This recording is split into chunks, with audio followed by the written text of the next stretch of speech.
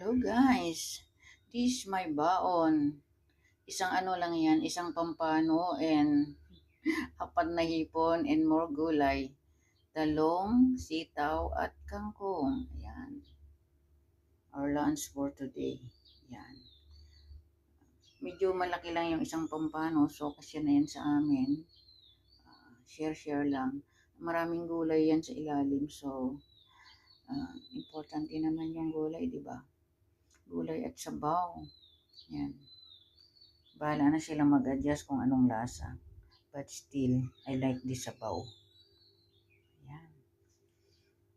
Wala kasing malagyan na malaki, so pinaghati ko sila. Yung pampano, 3 slice lang yan, tigi-tigisa. Para mahirap kasing, yan.